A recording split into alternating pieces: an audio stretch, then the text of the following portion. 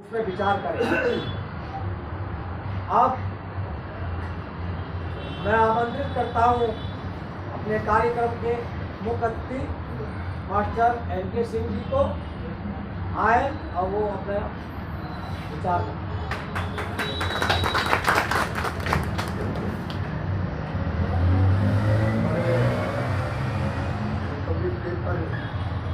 Programme चल रहा है, उसमें उपस्थित साथियों, ABMP के राष्ट्रीय अध्यक्ष गुप्ता जी, महामंत्री माथुर जी तथा जितने भी लोग इस बात को समझते हैं, तमाम लोगों के लिए मैं अपनी तरफ से कुछ बातें रखूँगा। यूँ तो गुप्ता जी ने उन तमाम बातों को इशारा कर दिया है कि अभी चल क्या और उसमें किसी नई संगठन की आवश्यकता क्यों पड़ रही। मैं उस ओर आपका ध्यान दिलाना चाहूँगा, यदि गुप्ता जी ने रखा आपके सामने कि देश की GDP, जितनी आमदनी हमारे पूरे देश की है, 1914 में जब ये भारतीय जनता पार्टी की सरकार बनी है, उससे 1914 तक सरकार बनने से पहले 2014 तक सरकार बनने से पहले तक मनमोहन सिंह की जो सरकार थी, उस समय तक 61 लाख करोड़ हमारे देश पर कर्जा था और ये 9 साल की अवधि ये कर्जा बढ़ के 1,54,000 करोड़ हो गया। और स्थिति ये है कि सरकार कहती है कि देश हमारा विकास कर रही है, हमारा देश विकास कर रहा है और हम काफ़ी आगे बढ़ रहे हैं, समृद्ध हो रहे हैं। तो फिर ये जो विदेशी कर्ज हमारे ऊपर बढ़ रहे हैं, एक आने वाले समय में जो स्थिति श्रीलंका की हुई, जो पाकिस्तान की हुई, ब्याज देने के लिए भी कर्ज लेके ब्याज देना पड़ रहा है, उस स्थिति में देश को ले जाया जा रहा है। समस्या यही नहीं है कि कर्ज बढ़ते जा रहा है, समस्या ये है कि इस बात को ये सरकार जानबूझ के कर रही है और इस पर कोई सुनवाई करने के लिए तैयार नहीं है। जब भी कोई इस सवाल पर आवाज़ उठाता है तो हमारे जो 4 स्तंभ गिने जाते थे, लोकतंत्र के 4 स्तंभ हैं, उसमें कार्यपालिका, न्यायपालिका और उसके बाद ये प्रेस। मैं चारों के सवाल पर आपको ध्यान ले जाना चाहूँगा कि आज प्रेस की क्या स्थिति। आज प्रेस की यह स्थिति है कि सरकार के खिलाफ एक लाइन बोलने की स्थिति में नहीं है प्रेस। अगर एक लाइन बोलती है तो कल उसको नोटिस मिल जाता है कि आप अपने चैनल को बंद करें। इसके पीछे कारण क्या है? जितने भी चैनल हैं वो सारे उन्हीं लोगों के हैं जो इनके इशारे पर चलते हैं।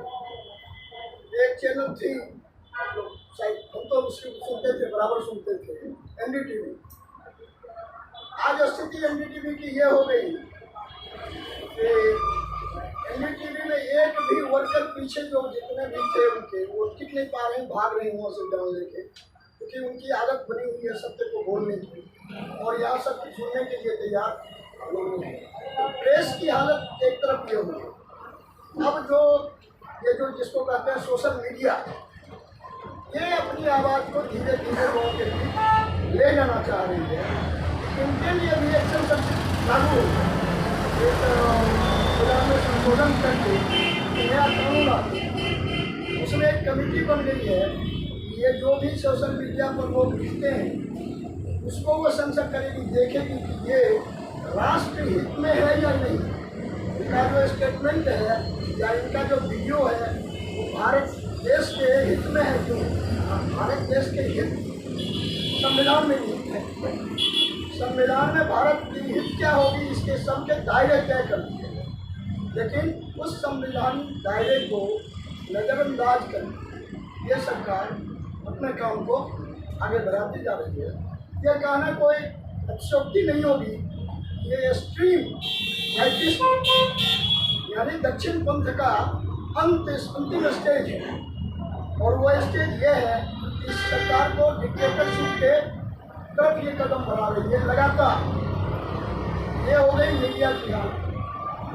अब आप चले आओ, न्यायपालिका जिसको कहा जाता है कि हिंदुस्तान में न्यायपालिका स्वतंत्र है, और संविधान में इस बात को बड़ा बुलंदी से रखा गया है कि न्यायपालिका जो है हमारी स्वतंत्र है।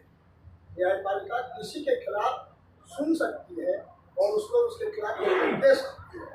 आज न्यायपालिका की स्थिति है कि चीफ जस्टिस के द्वारा 7 सदस्यीय बेंच, जिसने चुनाव आयोग के लिए वो ये दिया कि इसमें से एक प्रधानमंत्री, सर्वोच्च न्यायालय के चीफ जस्टिस और एक विरोधी दल के नेता, ये 3 मिल के चुनाव करेंगे। यानी जो चुनाव संचालन करता है उसके हेड का चुनाव करेंगे। आपने देखा होगा कि सरकार ने संविधान में संशोधन करके एक नया कानून लाया, उसमें से चीफ जस्टिस को शामिल और उसमें अमेंडमेंट किया कि एक तो प्रधानमंत्री होंगे, एक प्रधानमंत्री के द्वारा मनोनीत कैबिनेट के कोई मंत्री होंगे, एक विरोधी दल। इसका मतलब साफ हो गया कि 2 और 1 का रेशियो हो गया। 2 तो सरकार के होंगे और एक विरोधी होंगे, तो वो जो चाहेंगे वही डिसीजन सबमिट होगा। तो न्यायपालिका का हासिल ये होने का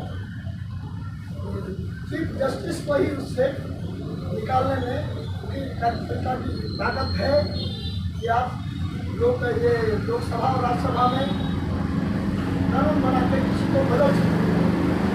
वो अधिकार किसने दिया? वो अधिकार हम लोगों ने दिया। और आज स्थिति ये होने जा रही है कि एक तरफ बेरोजगारी चरम उत्कर्ष पर है और उस बेरोजगारी को समाप्त करने के लिए कोई कदम नहीं उठाया। वो कह रहा है कि इसके तरफ से ध्यान भटकाओ, और जो नौजवान बेरोजगार हैं, जिनको रोजगार के लिए आवाज उठानी चाहिए, वो जय श्री राम करके घूम रहे। आज उनको एक काम दे दिया गया है कि आप जय श्री राम करके घूमते हो, आपको रोजगार की कोई जरूरत नहीं। अगर उस स्थिति में जो इस क्षमता के विरोध करने वाले लोग हैं, अगर वो बोले तो आम लोगों से कट जाते हैं। उनको कहा जाता है कि तो भगवान विरोधी हैं, ये धर्म विरोधी है, अंत में कह दिया जाता है देश विरोधी है। तो स्थिति ये बन गई है, उसका निदान कैसे हो? तो उसका निदान सीधा है। उसका निदान है तो हम सुनते हैं तो अमीर हो गए उनको। हम जब तक एक दूसरे को कन्विंस करके सजग नहीं करेंगे, जिस काम की जवाबदेही बीजेपी ने उठाई है कि हम लोगों के बीच इस सवाल को ले जाएंगे, तो उसको भी बचते हुए से मेरा ये मतलब नहीं है कि डरते हुए, बचते हुए से मतलब है जो पॉलिसी तय हो रही है गवर्नमेंट, उसी के तहत जो सच्चाई है उसको लोगों तक पहुँचाया जाए, ताकि इनके जो ये तिग्रम है उस तिग्रम का काट हो सके। नहीं तो आने वाले दिनों में निश्चित है अभी जो माहौल बन रही है 2024 की, कल मैं देख रहा था 2024 के लिए 400 प्लस भाजपा का मूल्यांकन है कि हम 400 प्लस आ रहे हैं। उनका मूल्यांकन के जवाब, उनका मूल्यांकन हम नौजवानों को जो काम पर लगाए हैं, जो नए वोटर बने हैं 12 साल से बाद के जो वोटर नहीं बने, उनकी स्थिति को देखते हुए ये दूसरी बात सुनने के लिए तैयार नहीं है। उनको ये ध्यान नहीं है कि हम बेरोजगार होकर घूम रहे हैं, इनको ध्यान है अयोध्या में मंदिर बनना कोई बुरी बात नहीं। भगवान श्री राम कहीं चले गए थे ऐसा मुझे भरोसा नहीं है। हम जब अपना मकान बनाना शुरू करते तो हाथ जोड़ते हैं कि भगवान पूरा कर दे। अब मोदी जी के मुताबिक मोदी जी ही है, ये नहीं कि भाजपा ने, मोदी जी अयोध्या में मंदिर बना दिए। ऐसे किसके? ऐसे हमारे जितने पैसे उनको मिले हैं चंदा के रूप में, उसके ब्याज से उन्हीं का मुल्क किए है स्टेटमेंट उनके ब्याज से निचला तक बन के दिया पैसे पड़े, और उसके बाद सरकार का 1 रुपया उसमें लागत हुई।